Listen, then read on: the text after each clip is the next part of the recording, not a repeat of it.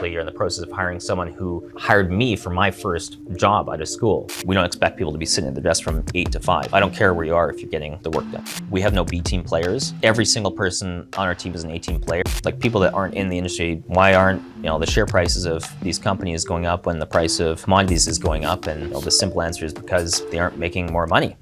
So I'm really excited about today's conversation. We're sitting down with Ryan Weymark. He's the president of Fuse Advisors. Fuse does a wide variety of things. Mainly they're an engineering consulting firm, and Ryan's background is in engineering. He started as an intern student at a consulting firm when he first got out of university, and then he went over to Rio Tinto for his second internship. From there, he's held roles at numerous companies like Tech and Leadcore before starting Fuse. So Ryan, great to have you here. Yeah. Fuse is one of the fastest growing consulting firms in the engineering space. And it's quite interesting because, I do a lot of work in mining.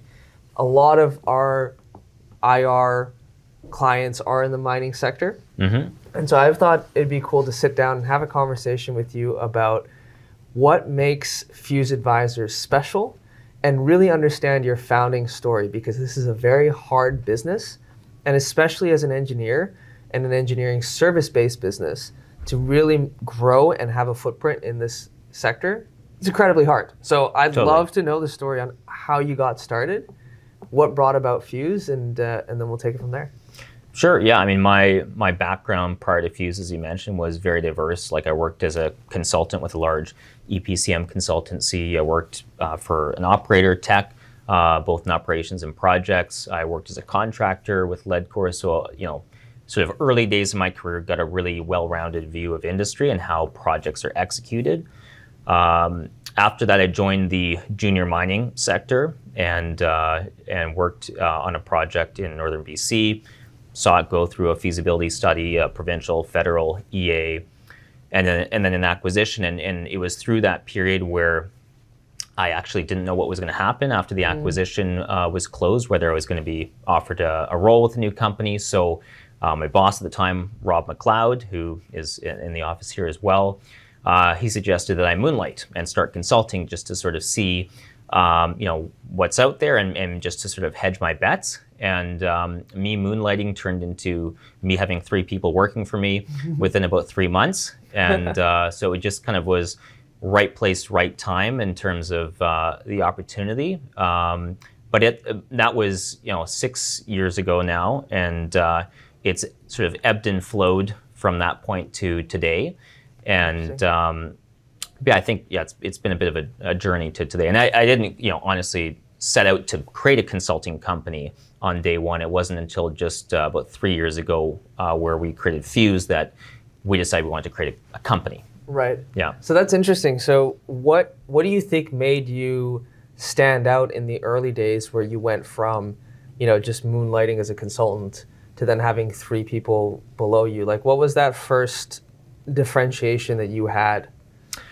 So the first client was Tech, and it was on a portfolio of projects up at the Red Dog mine in Alaska. And honestly, it was trust with the client. And so the client was a friend of mine. We'd worked together in the past when I was with Tech. And so I was a known commodity, and he had a pool of very high priority projects that needed to be managed. And he needed someone he could trust.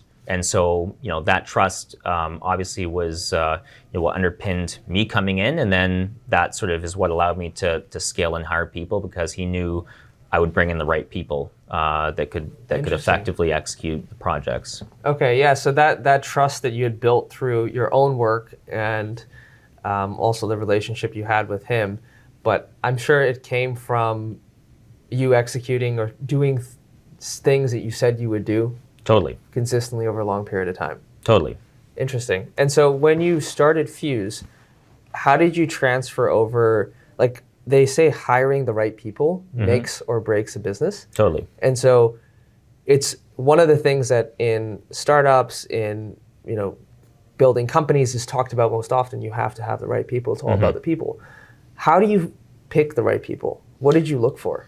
Totally. I mean, I think in consulting, more so than any other business, you have no assets other than your people. And so it is the most important thing. And I realized very early on a few things. One is the best form of BD is doing good work, and not having to manage people allows you to grow and scale a business, and not losing people allows you to grow a business. It's very difficult to grow a business if you have turnover. So it was very apparent to me that having very high hiring standards was the most important thing for us to grow a business. And so, the first thing, I look to prioritize, and is, I would say there's been phases of Fuse where we've been able to focus in different ways. But phase one was, who do I know and trust? Yeah. And so the very first person I hired was actually my best friend. Yeah.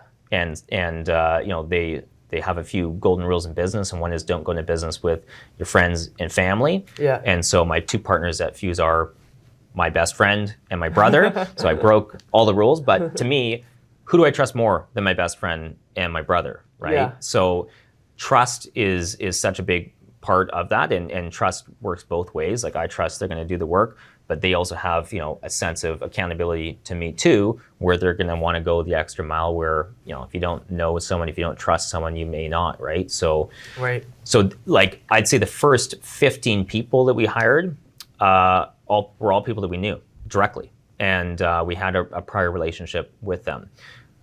We've had to, as we've grown, move beyond that to people that are, there's different degrees of separation, but having a common person that we know is a big part of how we hire, because, there's a lot of unknowns when you hire someone, and having, a common person is a big advantage to that. So it is. It kind of, they do a lot of the due diligence for you. Like, you've already checked them, their personality type, that person fits well with you, so you want to find more similar and like-minded people. Totally. And growing a business is, the people you need on day one are different than the people you need in the later years of the business, and different types of people, are willing to join the journey at different stages, right? There's, right. I recognize when we were a 5-person company, there's a lot of people who just wouldn't be interested in joining us because we were probably too risky for them. Yes. Now we're a 30-person company.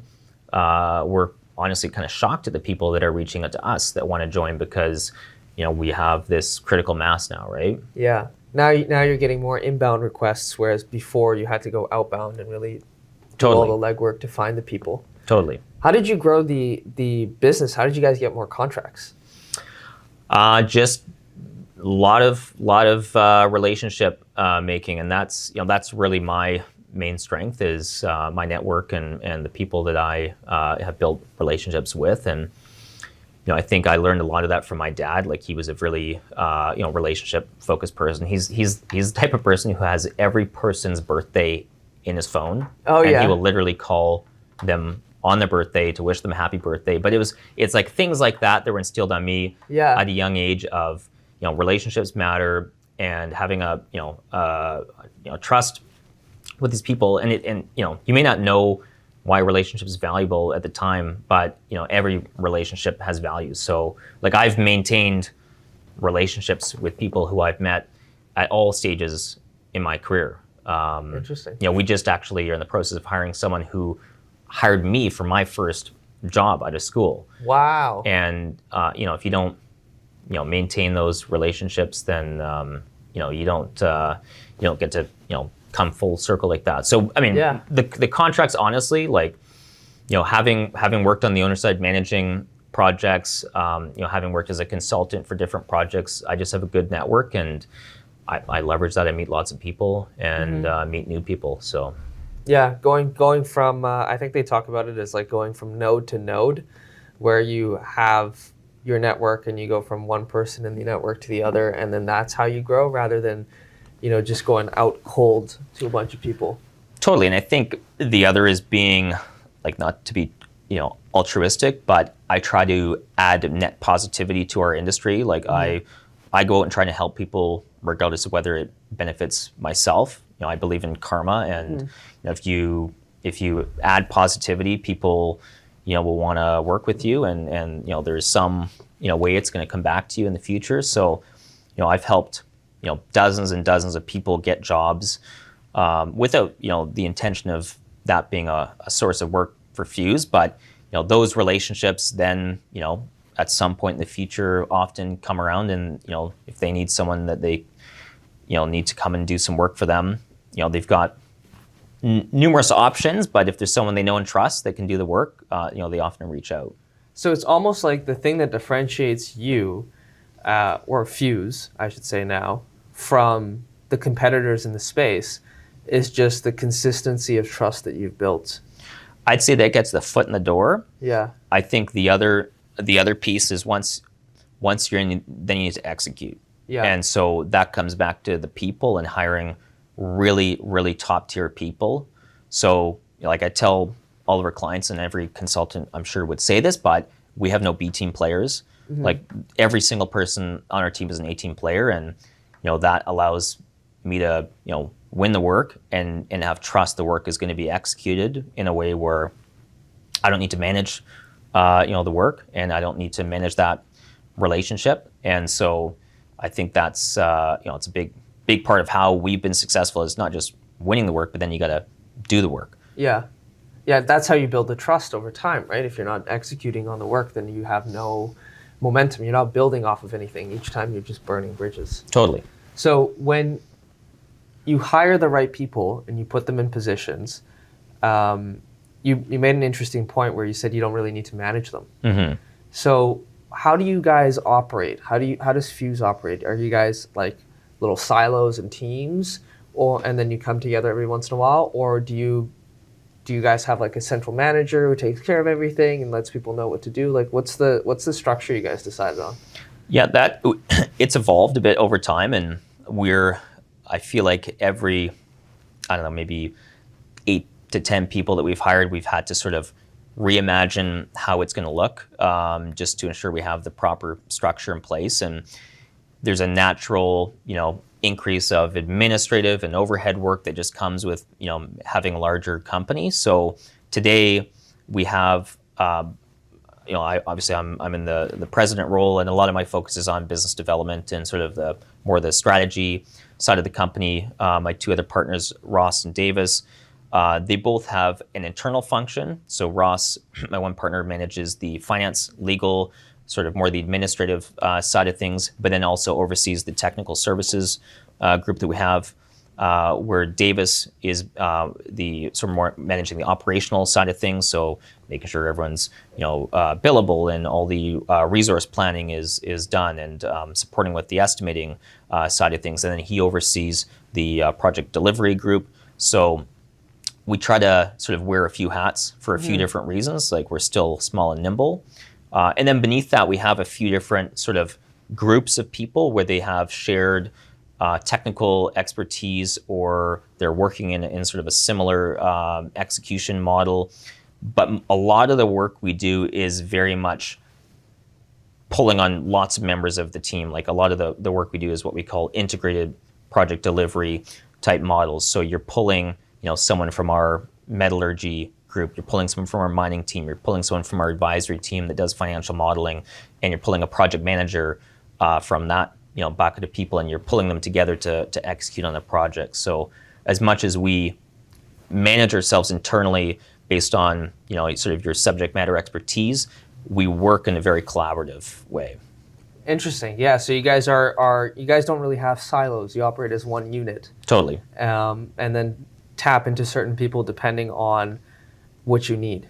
Totally. So then if you operate that way, then you guys must have a philosophy or some kind of structure around what do we do to ensure that we're doing good work, what counts as good work, and then also how you reward people who do well, and then how you deal with fuck-ups, because inevitably things will go wrong in some shape or form. So how do you deal with, how do you build that structure of like, if you do X, Y, Z, here's the reward. Yep.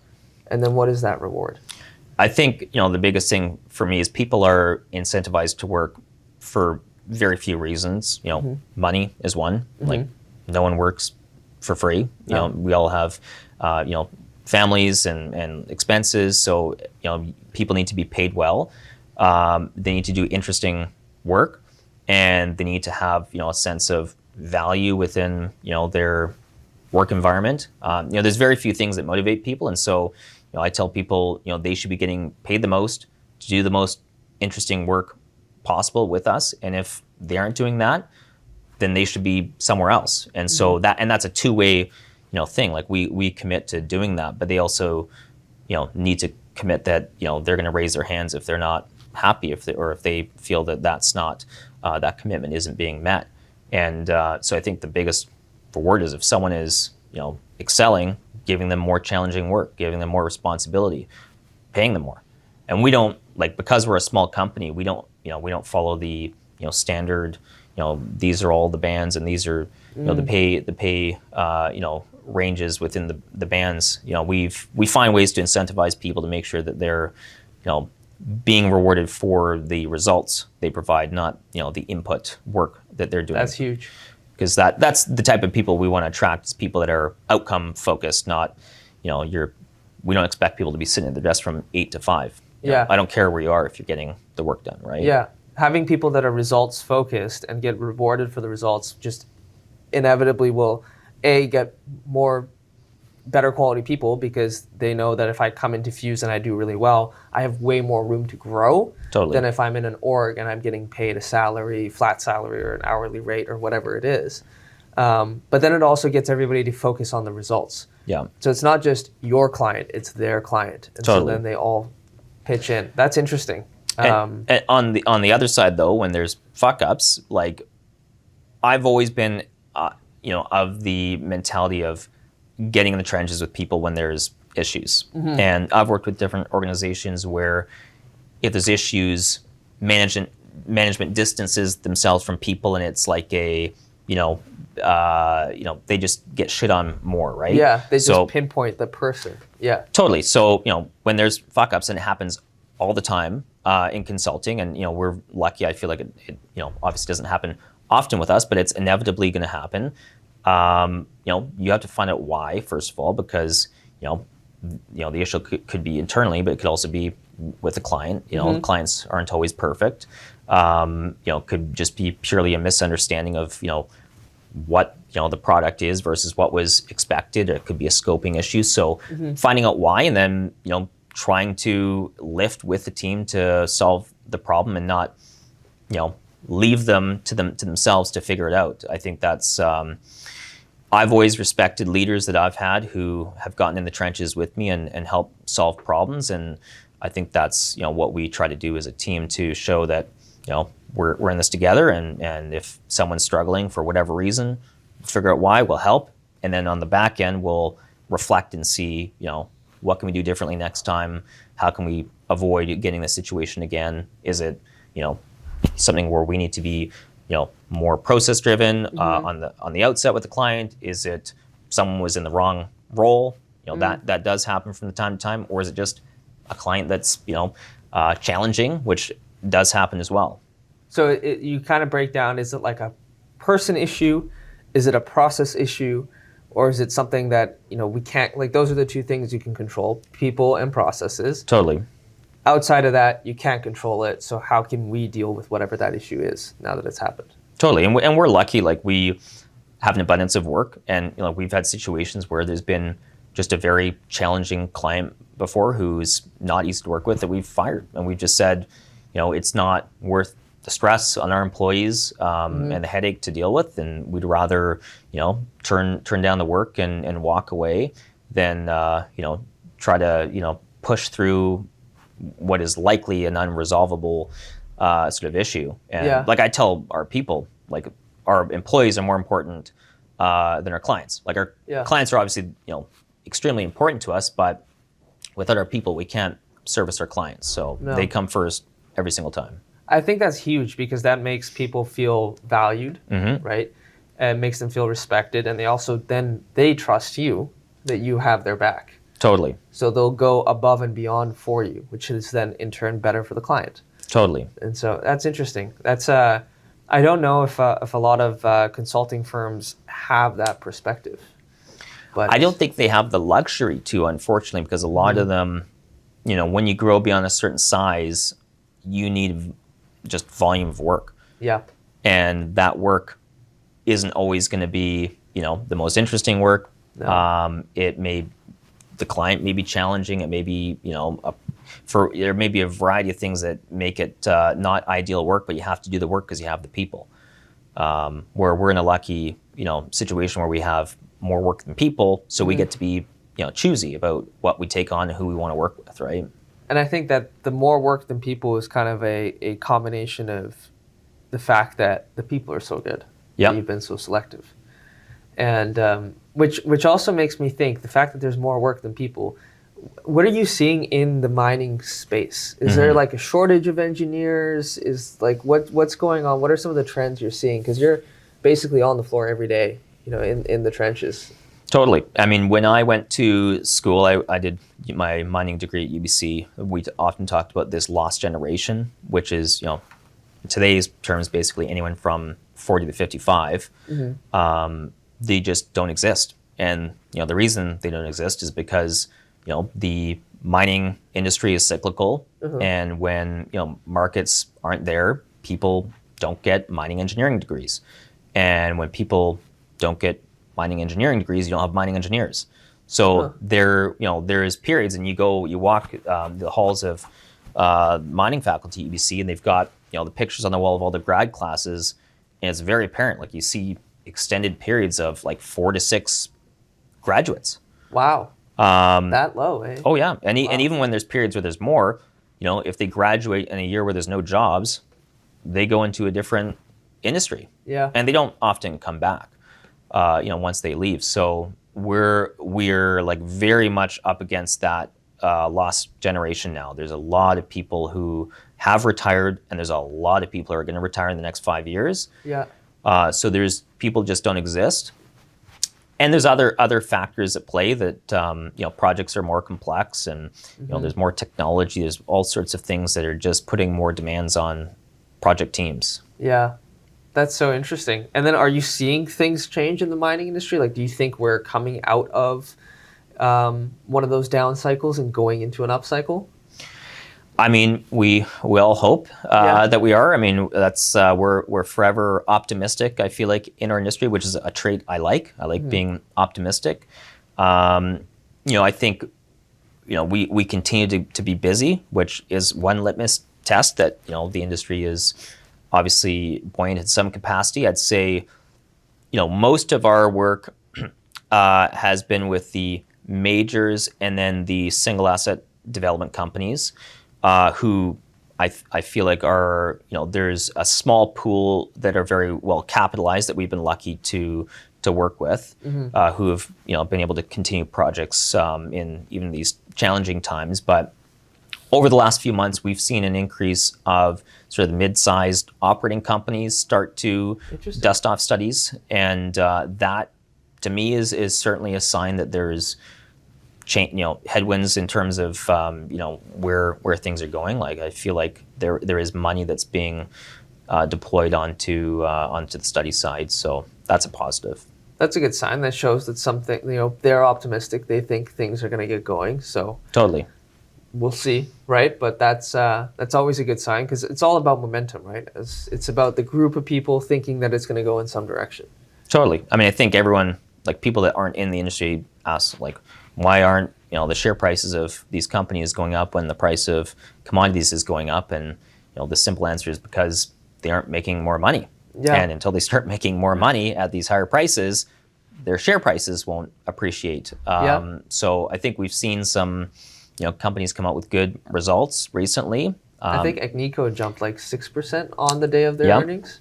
Yeah. I think people maybe want to see more sustained positive results for a few quarters, but I think we're hopefully at the start of some positive momentum. That's exciting, because as they make more money, then the money kind of floats down, and they start looking at buying the mid-tier, and then after mid-tier, they start looking at the even juniors and explorers, and then you get things that everybody gets all excited. The trickle-down effect, totally. Yeah. Okay, that's very interesting. So as you're continuing to grow Fuse, where should people find you, follow you, keep track of what you're doing? We have a website. We're very active on LinkedIn. That's sort of our primary social media platform. I mean, we post all the time of different jobs that we're posting that we're looking for people on, and I think you guys had a job posting yesterday too. I saw, or was it today? we do them almost weekly. But yeah, I think we did one yesterday. We're looking for coaches. So it's sort of an interesting thing we've gotten brought into. There's a tier 1 operating company that is implementing a program called MOS, which is a management operating system. And essentially, they're looking to solve the problem of the fact that all these frontline supervisors who have 30, 40 years of experience, they're all retiring or they've retired, and they now have these young, new people in the workforce who don't have the same experience, who need to be coached. And so we're providing coaches who have strong operational and technical backgrounds to help them in a range of things, from how to run a meeting, like how to just conduct a meeting in front of a crew of operators, to how to understand KPIs that the technical services group puts in place for them for the shift. So it's an interesting thing that a year ago I didn't even know what this was, and today we've got 6 people supporting this mandate, and it's going to grow from here. So yeah, we put out a posting looking for it's incredible that the problem is that big, that the companies themselves are now like, okay, we don't have that middle generation, so we're just going to try to skip it and just coach the younger people that are coming in. Totally. That's crazy that the problem is that bad. Oh, it is. Yeah. Wow. Very interesting. So you guys right now are doing 7 figures? We're approaching 8. Approaching right 8 figures. So when you're going from a business that went from 6 figures to 7 figures and now heading to 8 figures, what are some of the principles or priorities you think people should have when they're building a business in the consulting space, let's say? Well, I think for me, I've gone through several different, I don't know how you best describe them, but sort of periods where I've had to really reflect and take a step back and look at things strategically. And the first sort of hurdle I hit was when I was 5 or 6 people, I was involved in every single project. And 5 or 6 people was probably the limit of how I could grow the company, because I was involved in every single project. And so I was the bottleneck. And the other side was I was winning work and doing work that I didn't want to do.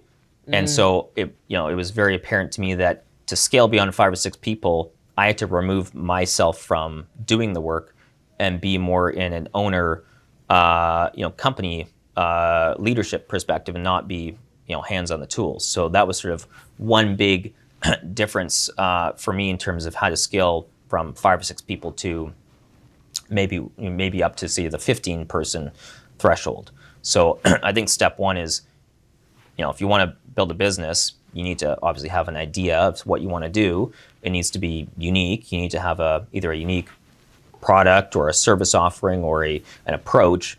But I think you also have to, have a vision of, if you want to build a business, you need to understand what the barriers of scaling that business are, and you may be one of them. And so I often tell people, like, you can build things yourself, but it's a lot easier to have partners. So having partners, was another big part of, how to grow a business for me. So I would definitely recommend people not be shy to share the load, find other people that they can, share in the experience with, because, so much of, building a business is spending, days with, people, and they better be people you want to spend time with, because if they're not, then you're not going to enjoy the journey. So finding people you want to spend time with, making it fun, that's all going to help with that whole experience. And the other, I think, is having trust in people, empowering people, and that means hiring the right people, putting them in the right positions to lead and grow the business, and then incentivizing them to do that. So I think there's sort of different things you need to think about at different stages, and you don't have to have all the answers on day one. And that's something I try to do. I try to talk to as many other entrepreneurs in different industries as I can, and you can learn something from almost anyone who runs a business, no matter what it is, right? What's really interesting that I like about what you said is, like, the first stage was just removing the bottleneck beyond 5 people, which in that case was you. Mm-hmm. And then you kind of went on to say that it's really about finding the right people, incentivizing them, right? And then that, again, then it goes back into that trust. Yep. Retaining and building trust. So reputation's huge. When you were removing yourself as that bottleneck, and then you also said you were winning deals or work that you didn't necessarily want to do, did you continue to win that work, but just replace it with somebody else to do it? Is that what you did? Yes. Yeah. So you didn't cut down on the sales or slow down the revenue. You just removed yourself from the day-to-day, some of the day-to-day operations that you were doing, focused on the stuff that you enjoy, and then brought in additional people. So, but bringing in additional people, that kind of cuts your profit in the short term. And I'd say there are periods like you will make the most amount of money with a 5-person company for quite a period of time. Like I made a lot of money when it was just me and a couple people, billing 250 hours a month. Mm-hmm. So you'll have a valley where you're going to become overhead to the business. You're going to have other overhead costs that are going to increase until you get to a certain critical mass, and then it can then scale beyond where you were at that 4 or 5 person mark. So I think you also have to understand that, like, running a business and managing people isn't for everyone, right? Yeah. And sometimes having a small group of people is the best outcome for someone, right? That's why sometimes you see companies that just stay at that size for years and years and years. Totally. Like small law firms and small dentistries and so on and so forth. There's something you said about simplicity, and you don't go to sleep with 30 mortgages that are riding on you winning work every night, but that motivates me. That doesn't keep me up at night. So very interesting. Well, Ryan, thank you so much for your time. This was incredibly valuable for me. I hope it's valuable for some people out there. And we'll put your LinkedIn as well so people can find you. And maybe do another chat in a few months as Fuse grows. See Sounds where good. it's at. Yeah, thank you. Yeah, all the best.